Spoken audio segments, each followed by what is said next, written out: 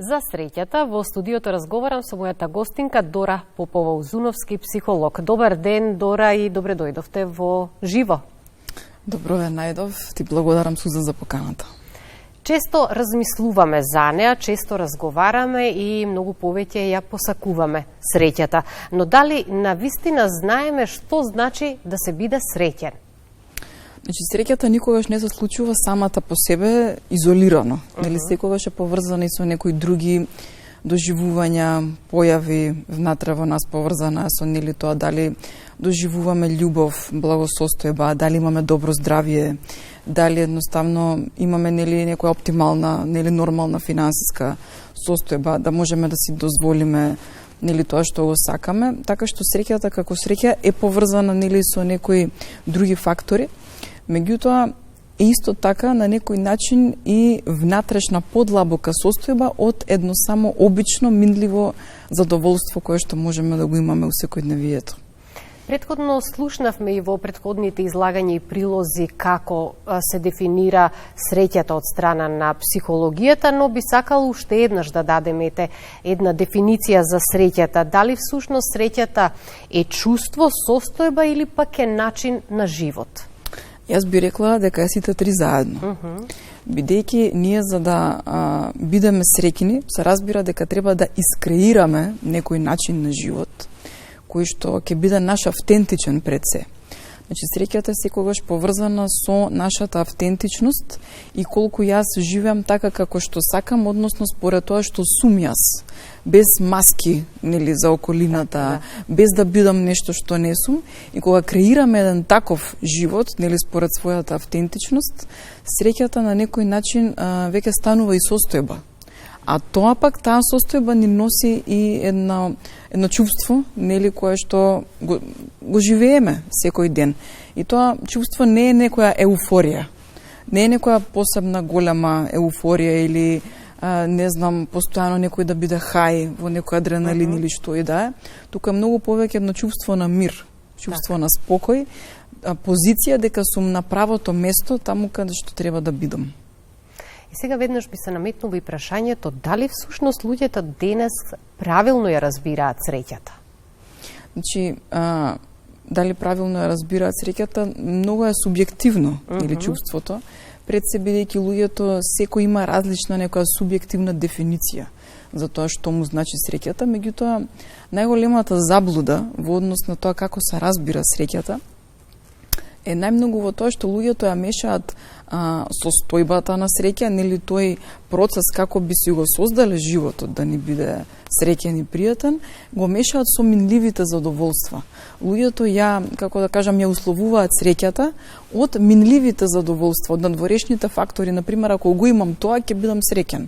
Или ако го добијам ова, ќе бидам среќен. Ако имам толку пари, ќе бидам среќен. Уште таму да отидам, ќе бидам среќен. Не знам, сигурно уште едно дете да родам, ќе бидам среќен. Постојано имаме некои услови кои што луѓето нели ги поставуваат за таа среќа, а подоцна кога ќе ги добијат или кога ќе ги остварат тие ситуации во секојдневието во животот, повторно се наоѓаат несреќни поради некоја друга причина. Затоа е нели многу важно да се насочиме кон дизајнирањето на животот, кон креирањето на животот, за тоа каков сакаме да ни биде, кон процесот на создавањето на среќата, него ли кон самите минливи задоволства. Од сето ова што досега го кажавте, убаво и да одговориме и дали среќата повеќе зависи од натрешните или од надворешните фактори и всушност колку во ова модерно и динамично време на живење материјалното влијае врз чувството на среќа. Значи, би рекла дека е комбинација од двете. Зошто? Бидејќи ние колку год да е нели внатрешна нашата состојба на среќа, ние секако дека од таа позиција креираме нешто надвор, во реалноста надвор од нас.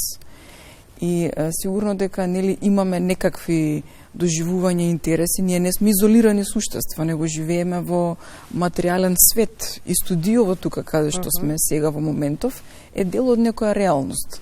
И сме во контакт постојано со реалноста, така да ние од себе внатре кон надвор креираме постојано. Така што нели и тоа материјалното дали е дел од нашата среќа, повторно мораме да кажеме дека нели во оптимални услови е. Меѓутоа, нели кога желбата за материјалното ќе помине во таа потреба за алчност, себичност, тогаш некако тоа станува непријател. Меѓутоа, факт е сигурно дека нели пак екзистенцијалната благосостојба е дел од нашата состојба и на среќа. И кога сакаме да знаеме што не прави среќни, би сакале и да одговориме кои се најчестите заблуди. Всушност, претходно и дадовте дел од одговорот. Што мислиме дека не прави среќни, а всушност не прави? Рековте и претходно, миговите ги на радост ги разбираме како да се апсолутни. Така, да. Значи, истото важи и во контекст на несреќата кога ни се случува некогаш. Кога на луѓето ќе им се случи нешто негативно, имаат тенденција да го прават апсолутен моментот. И нели во моментот на сегашноста тогаш забораваме и на минатото и на иднината, туку мислиме дека таа сегашност е конечен момент. Истото е со среќата. Значи, не треба премногу да се врзуваме ниту за она негативно што ни се случува, меѓутоа ниту за она што постојано е позитивно што ни се случува. Значи, нашиот живот е една комплементарност од тие две, и од позитивното и од негативното. Да го најдеме балансот меѓу поубавите и помалку убавите работи, бидејќи и по неубавите работи некогаш може да бидат дел од таа среќа, кога ќе видиме дека сме ги совладале. Кога ќе видиме дека сме совладале одреден предизвик или одредена тешкотија и дека тој предизвик и таа тешкотија не донеле до некои други плодови, кои што нели отпосле можеме да ги собиреме, па ќе кажеме ете што се нели успеав да поминам и конечно сум тука, нели конечно сум на едно такво право место. Така да среќата не е секогаш поврзана со нужна некоја леснотија да ми биде се така добро, туку некогаш и со предизвик поврзана и така што имаме нели двете поларности ги спојуваме во еден баланс. Би сакала да бидеме малку по-конкретни и по-актуелни и да зборуваме за среќата во современото општество. Дали денешниот начин на живот не оддалечува од среќата? Овде ќе ги споменам социјалните мрежи кои што можеби создаваат лажна слика за среќа. Поинаку да ги доживуваме работите. Значи, на социјалните мрежи ние секако дека правиме слика, нели, за одреден човек, па си правиме споредби каде сме ние во животот, види каде тој некој таму мора да му е на него многу поубаво и сето тоа. Меѓутоа, како што нели напомена и ти, многу пати тоа е лага. Значи, на социјалните мрежи ние прикажуваме една селективност. Покажуваме само еден дел од нашите животи, некогаш покажуваме и само една слика во која што нема врска ние како реално се чувствуваме во моментот. Нели секој може да изглуми насмевка на таа слика. Од друга страна, нели има и друг момент како ги користиме социјалните мрежи. Денеска мислам дека пак се повеќе се користат нели во областа на маркетингот, во продажбата и така натаму. И некогаш и тука ги користиме за тоа да прикажеме некаков начин на живот, за да привлечеме луѓе кои што би сакале да имаат некој сличен начин на нашиот живот, меѓутоа повторно и тука не прикажуваме целосна слика. Покажуваме само една селективност како може еден дел од нашиот живот да изгледа и како можеме да научиме некој друг да му изгледа, да му биде нели според неговата автентичност, неговиот живот. Меѓутоа целата слика ретко кој навистина ја прикажува целосно и тоа е сосема нормално. Секој може да се представи до таму до каде што тој се чувствува удобно на социјалните мрежи. И многу често знаеме да прашаме зошто луѓето се чувствуваат незадоволни и покрај тоа што имаат се. Животот ни дава многу можности, многу предизвици, а повторно не се чувствуваме задоволни. Каде е тука среќата? Што тоа е поради тоа што најчесто во такви ситуации луѓето ја изгубиле смислата на животот. Ние можеме навистина да имаме се. Меѓутоа, ако ја немам смислата во сето тоа, животот станува тежок, станува неподнослив на некој начин, незадоволство се калеми. И тоа е повторно, ќе се вратиме на прашањето, а што сакам? Нели, не е само да имам се. Некогаш имаме се, меѓутоа дали мојата потреба е навистина да го имам баш тоа се. Некогаш имам некоја потреба која што не е баш тоа се. Нели некои знаат често пати родителите на децата да им кажат или партнерот на партнерката или обратно, па имаш се, еве види колку добро живееме, ама ти си пак несреќен. Тоа бидејќи личноста можеби не ја нашла смислата. Еднаш една пријателка ми рече, вели, не се плашам од тежок живот, се плашам ако животот ми е без смисла. Така. Сега, дали може да се научи среќата? Дали таа е избор или како да ја подобриме или зголемиме личната благосостојба? Повторно, нели ќе кажам, многу е важно да имаме смислата и кога ни е потешко, смислата нас не одржува. И ни ја носи таа постојано да се држиме за таа некоја своја визија, каде ќе бидам, нели ако ја имам таа своја смисла на живењето, така што да, среќата е избор. Дефинитивно имаме одговорност во тоа. Кога ние имаме одредена смисла, таа ни представува и цел, и на тој начин ние го креираме нашиот живот, како што нели напоменав на почетокот, и за тоа ние поднесуваме одговорност.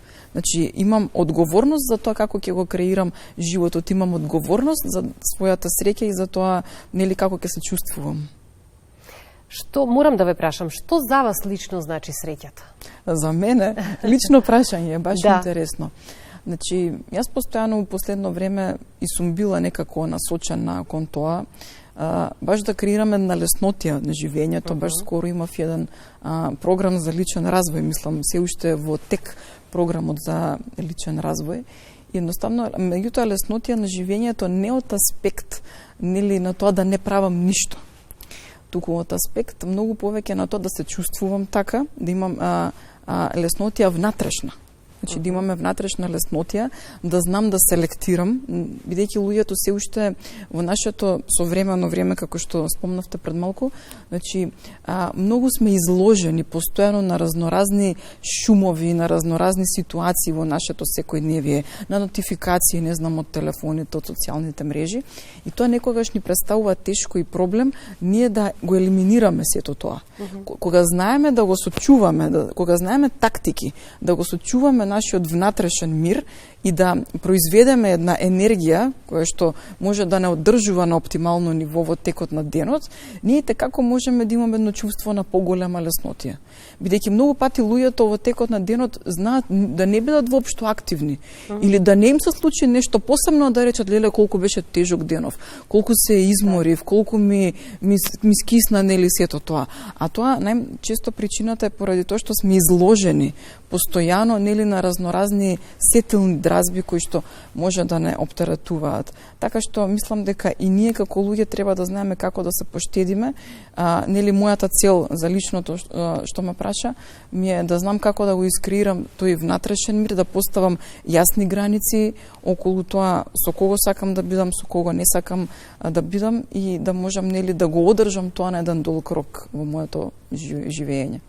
И всушност и претходно беше споменато дека нема некоја точна дефиниција за тоа што е среќата, и би рекла дека тоа е чувство кое што се гради со текот на животот и со искуството што го стекнуваме и со помалку убавите и со повеќе убавите работи кои што ни се случуваат и ги доживуваме во животот. Така е, значи, кога нески ни се случи нешто неубаво, ние имаме лекција да научиме. Меѓутоа, кога ќе совладаме лекцијата од тоа нешто неубаво што ќе ни се случи, или ајде да не викаме неубаво, нешто што е непријатно за нас. Кога ќе ни се случи нешто непријатно, ние кога ќе ја научиме лекцијата од таа непријатност, а после веќе сме спремни, подготвени за ново искуство, каде што нема да ми се повтори претходното негативно искуство. Веќе сум ја научил лекцијата и тоа создава вредност. Научената лекција во нашето живење создава вредност и ние едноставно и таа вредност се додава на нашата личност. Ние чувствуваме таа вредност од внатре и затоа на некој начин превенираме во иднина, значи да си ја цениме својата вредност и повеќе да не се изложуваме на некои слични ситуации кои што претходно не сме знаеле како со нив. Кога разговараме на вакви теми и даваме одговори, нели, на прашањата, знам дека гледачите сакаат многу повеќе да бидеме конкретни и да ги дадеме вистинските одговори во кои што тие можат да се пронајдат или да го пронајдат одговорот кој што ним најмногу би им одговарал. И затоа уште еднаш ќе ве прашам дали има едноставна навика што може секој да ја примени денес, а што може да го направи или да не направи среќни. Нема, искрено нема една едноставна, баш универзална навика. Мислам, секој човек е единка самиот за себе. Секој знае или може да процени во себе што го прави среќен. За некој таа едноставна навика може да биде да стане од сабајле и да има тренинг пред да оди на работа. За некој друг таа едноставна навика може да биде да си направи медитација. За некој трет, значи таа едноставна навика е да си го испие утринското кафе. Значи секој од нас има некоја своја навика која што треба да ја пронајде, нели според тоа што му лежи на него во автентичната природа. Всушност треба да бидеме реални за сето тоа што не обкружува, за тоа сето тоа што ни се случува и за убавите и за неубавите работи и моменти. Кога реално ќе согледаме реалноста околу нас, ќе можеме полесно и да се справиме и со предизвиците и да ги најдеме пак и убавите моменти во сето тоа. Така е, бидејќи, значи, реалноста затоа е да бидам реален, да не бидам ни претерано песимист, меѓутоа да не бидам цело време ни уфоричен оптимист. Нели треба да бидеме реални за тоа каде сме, што не обкружува, а реалноста е секогаш, значи, составка, како да кажам, составена и од позитивните и од негативните аспекти на живењето. Сега луѓето имаат често тенденција да се фатат или за едните или за другите, да кажат и колку многу е лошо, негативен е животот, некој друг ќе рече не многу е нели позитивен во животот, меѓутоа вистината е дека не треба ниту да претаруваме со тоа позитивно мислење, ниту пак се е така депресивно, негативно, песимистично, туку да видиме, нели, да бидам свесна и кога се чувствувам позитивно, да речам да, мене денот ми е добар, меѓутоа кога ќе ми се случи нешто негативно, да знам да го одживеам тоа, пак да си бидам и тажна, можеби лута и да дозволам таа емоција да помине низ мене. Значи тоа е циклус. Тоа е еден циклус, еден круг каде што се спојуваат двете целина од јинг и јанг. Ненапразно луѓето велат многу добро не е на добро и многу често велиме дека кога ќе ни се случи нешто неубаво, доживуваме стрес. Меѓутоа, мене лично ми се има случено од преголема среќа и задоволство од нешто што ми се случило во животот, да почувствувам позитивен стрес и некако да не можам да се справам со тоа. Да, значи позитивниот стрес може да биде баш онака стрес и да направи исто преплавување, како што може да направи и негативниот стрес. Мене лично не ми се случила таква ситуација да доживам толку позитивен стрес. Мислам дека така прилично добро се носам со тие позитивни ситуации, работи, баш ме радуваат. Меѓутоа, ете, например, не, извини, ми се случила, сега ми текна.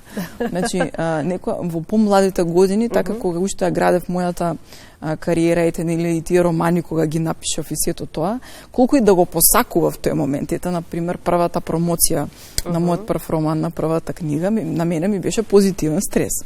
И тогаш јас имав анксиозност. И, нели, мислам, и го разговарав тоа и со моите пријатели, и со мојот терапевт, бидејќи ние психолозите имаме своји терапевти нужно. И тоаш и мојот психолог ми кажа на мене, па добро, Дора, значи ти си го сакала тоа, супер е тоа, си била амбициозна и сето тоа, меѓутоа еден дел од тебе може би не бил целосно подготвен да го прими тоа и како да се справиш со одговорноста и со моментот, така што нели затоа сум ја имала таа анксиозност, меѓутоа ете тогаш се разбира сум ја совладала и сум ја детектирала каде и зошто се појавила. Така е. И после нели со искуството се разбира нели кога го градиме искуството, сето тоа се губи, станува дел од нас, така што и некој кога се плаши да оствари нешто е разбирливо, меѓутоа да ги охрабриме нели луѓето и покрај стравот што го чувствуваат да трнат кон својата среќа, бидејќи отпосле да страшното додека да го направиме, отпосле станува уживање и навик. За крај на овој убав разговор, навистина ми е пријатно додека разговараме за оваа исто така убава тема, да упатиме една порака и до гледачите. Што е најважно кога станува збор за среќата? Најважно би рекла дека секој да го прави прво тоа што сака, да трне од прашањето што сакам, а не тоа што морам. Сега има моменти во животот кога навистина и мораме да направиме тоа што мораме да го направиме, меѓутоа секојдневието повеќе да се темели на тоа што јас сакам. Значи, што јас сакам, значи да бидам свесни кои се моите можности, да не си земаат луѓето, нели, постојано товари што им е тешко да ги износат, едноставно да си постават граници, да кажат кога е не, кога е да. Не се што можам да направам и треба да го направам. едноставно нели да биде тоа што јас сакам и да си бидат, нели да си имаат некои своји мали ритуали што ги спомнавме пред малку како своја некоја навика во секојдневието, од каде што ќе црпат енергија за својата среќа, благосостојба и значи да бидат што повеќе обкружени нели во љубов со пријатни луѓе, да се избегаваат токсични луѓе, луѓе што се постојано заглавени во таа улога на жртва, на жалење. Значи едноставно да бидеме со што попријатно обкружени во нашето секојдневие, бидејќи и онака секојдневието самото по себе си има бројни предизвици, мораме да го ублажиме. Можеме да го направиме попријатно ако знаеме како на вистинскиот начин. Дора, ти благодарам многу за гостувањето и ми беше задоволство. Благодарам Суза уште еднаш за поканата.